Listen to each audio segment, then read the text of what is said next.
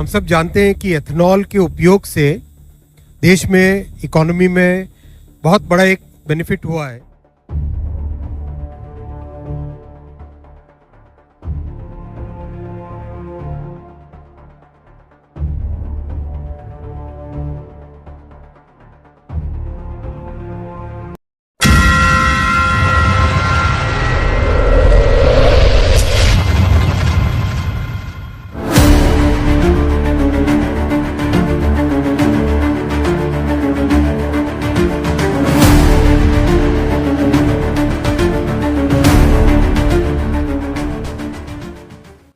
दोस्तों, आज के एपिसोड में हम बात करेंगे केंद्र सरकार के इथेनॉल ब्लेंडिंग प्रोग्राम पर जो E20 पेट्रोल नीति को चुनौती दे रहा है।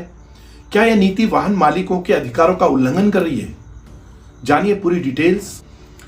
नमस्कार दोस्तों, स्वागत है आपका द रियल स्टोरी में, जहां हम असली कहानियां, असली फैक्ट्स के साथ आपके सामने लाते हैं। मैं हूं राजेंद्र शर्मा। आज की स्टोरी है एक ऐसी नीति पर जो करोड़ों वाहन मालिकों को प्रभावित कर रही है। जी हां, केंद्र सरकार की इथेनॉल ब्लेंडिंग नीति यानी E20 पेट्रोल पॉलिसी, इस पर सुप्रीम कोर्ट में एक जनहित याचिका यानी PIL दाखिल हुई है जो इथेनॉल फ्री फ्यूल की मांग कर रही है, बगैर इथेनॉल डला हुआ। दोस्तों, क्या यह नीति आपके अधिकारों का उल्लंघन कर रही है? आइए जानते हैं पूरी डिटेल्स, बैकग्राउंड और लेटेस्ट अपडेट्स। चलिए शुरू करते हैं। सबसे पहले समझते हैं कि E20 पेट्रोल पॉलिसी क्या है। केंद्र सरकार ने इथेनॉल ब्लेंडिंग प्रोग्राम के तहत पेट्रोल में 20%, जी हां 20% इथेनॉल मिलाना अनिवार्य कर दिया है। मतलब आप पेट्रोल भराते हैं ना, 1 लीटर, तो उसमें 20% इथेनॉल होता है। इसका मकसद है पर्यावरण संरक्षण, इथेनॉल उत्पादन बढ़ाना और आयातित तेल पर निर्भरता कम करना। लेकिन समस्या यह है कि अब बाजार में सिर्फ E20 पेट्रोल ही उपलब्ध है। मतलब इथेनॉल फ्री पेट्रोल का कोई ऑप्शन नहीं है। पिछले कुछ सालों में सरकार ने E10 10% इथेनॉल इसकी शुरुआत करके उसे E20 तक पहुंचाया है। लेकिन क्या ये नीति सभी वाहनों के लिए सुरक्षित है? यही सवाल उठाया गया है सुप्रीम कोर्ट में दाखिल एक PIL में। यह याचिका एडवोकेट अक्षय मल्होत्रा ने दाखिल की है, जो एक पब्लिक इंटरेस्ट लिटिगेशन है। अब आते हैं याचिका की मुख्य बातों पर। याचिकाकर्ता का कहना है कि E20 पेट्रोल की वजह से करोड़ों वाहन मालिकों के मौलिक अधिकारों का उल्लंघन हो रहा है। कैसे हो रहा है और ऐसा क्यों है? क्योंकि कई पुरानी गाड़ियां E20 के साथ कंपैटिबल नहीं है।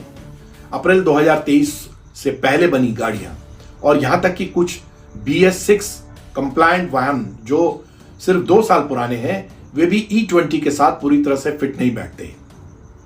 मतलब वो E10 तक तो ठीक है कि 10% उसमें इथेनॉल मिला हो, लेकिन E20% जिसमें कि इथेनॉल 20% मिला हो, वो इससे उन वाहनों में समस्या आ रही है।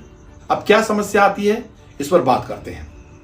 मुख्य तर्क यह है कि इथेनॉल से इंजन पार्ट्स में कोरोजन होता है, जैसे फ्यूल लाइंस, प्लास्टिक और रबर कंपोनेंट्स डैमेज हो जाते हैं। इससे वाहन जल्दी खराब होते हैं, रिपेयर बिल बढ़ते हैं और इंश्योरेंस क्लेम रिजेक्ट हो जाते हैं। ऐसा हो रहा है, इसलिए इस तरह की शिकायतें आ रही हैं। दूसरा, फ्यूल एफिशिएंसी कम हो जाती है, मतलब माइलेज घटता है, आपकी गाड़ी ज्यादा माइलेज नहीं दे पाती। इसका नतीजा ज्यादा पेट्रोल खर्च होता है और ज्यादा प्रदूषण होता है। माइलेज कम है, गाड़ी खराब है, तो प्रदूषण भी बढ़ा रही है। इसके अलावा कंज्यूमर प्रोटेक्शन एक्ट 2019 के तहत सूचित विकल्प का अधिकार छीना जा रहा है। करोड़ों लोग नहीं जानते कि उनका पेट्रोल 100% प्योर नहीं है, बल्कि इथेनॉल मिक्स्ड है। और कितना इथेनॉल मिक्स्ड है ये भी नहीं जानते, 10% है, 20% है। पेट्रोल पंपों पर कोई लेबलिंग नहीं है उनको, हालांकि इनवॉइस दी जाती है E20। बड़ी बात यह भी है कि सरकार ने ऑटोमोबाइल मैन्युफैक्चरर्स को E20 कंपैटिबल वाहन बनाने के लिए पर्याप्त समय भी नहीं दिया, जो अनुचित और मनमाना है।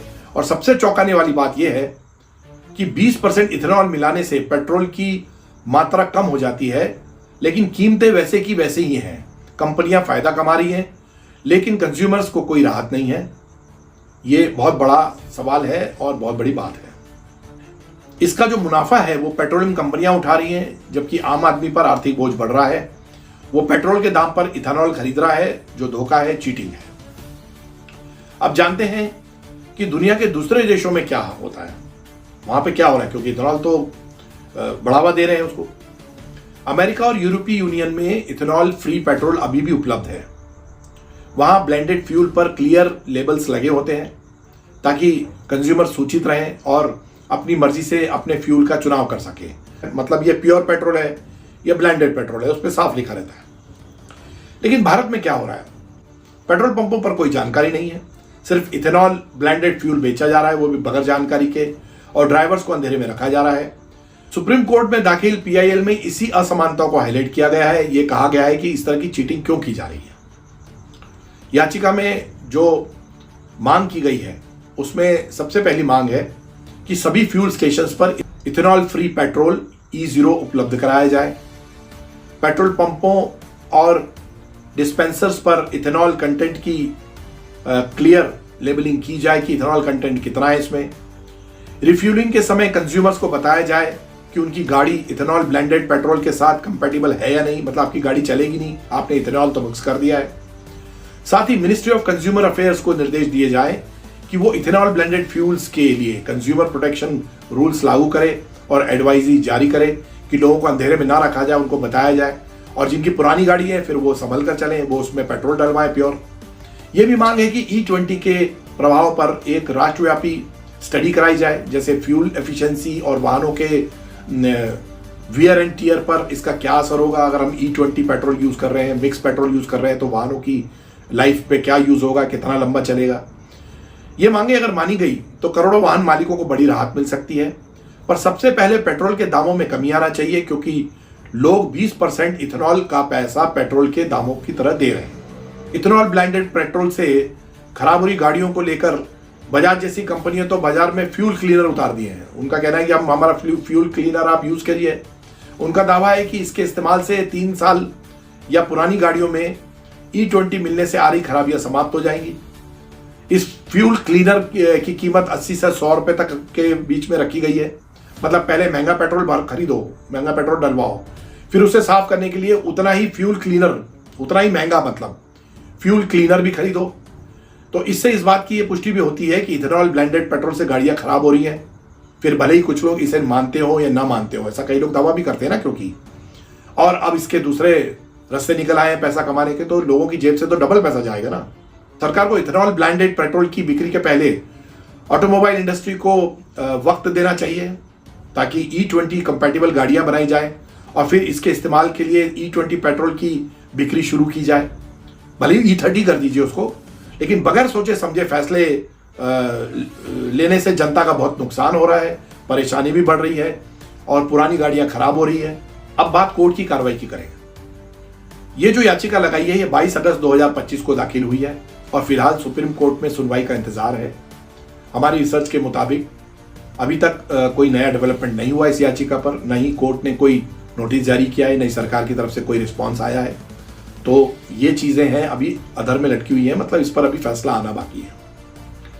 लेकिन सोशल मीडिया पर जैसे एक्स पर और दूसरे सोशल मीडिया पर कई यूजर्स इस खबर को ही शेयर कर रहे हैं, इस खबर को लेकर अपने विचार जाहिर कर रहे हैं। उदाहरण के लिए एक वकील है अमित खेमका, उनका कहना है कि ये गंभीर मुद्दा है।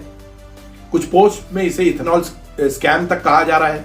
हम इस केस पर बराबर नजर रखे हुए हैं और कोई नया अपडेट आता है तो हम अगले एपिसोड पर आपको इसकी जानकारी शेयर करेंगे। दोस्तों, यह केस सिर्फ पेट्रोल की नहीं बल्कि कंज्यूमर राइट्स, पर्यावरण और गवर्नमेंट पॉलिसी के बैलेंस की बात करता है। एक तरफ इथेनॉल ब्लेंडिंग से किसानों को फायदा और प्रदूषण कम करने का दावा किया जा रहा है, दूसरी तरफ वाहन मालिकों की परेशानी बढ़ रही है, पर कोई समझने को तैयार नहीं है, कोई समझने की कोशिश नहीं कर रहा है। क्या सरकार को पहले जागरूकता अभियान चलाना चाहिए था? क्या E0 का ऑप्शन रखना जरूरी है, मतलब प्योर पेट्रोल का ऑप्शन? आप क्या सोचते हैं? कमेंट्स में हमें बताएं। अगर आपकी गाड़ी E20 से प्रभावित हुई है या खराब हुई है या कोई उसमें प्रॉब्लम आई है तो अपनी स्टोरी भी हमें शेयर करें। दोस्तों, ये थी इथेनॉल के इस्तेमाल पर द रियल स्टोरी का आज का एपिसोड। अगर आपको पसंद आया हो तो लाइक, शेयर और सब्सक्राइब करें। बेल आइकन दबाएं ताकि हर नई स्टोरी का नोटिफिकेशन आपको मिल सके। अगली बार मिलते हैं एक नई स्टोरी के साथ। थाम के रखिएगा हमारा हाथ। आपका बहुत बहुत शुक्रिया, धन्यवाद, जय हिंद।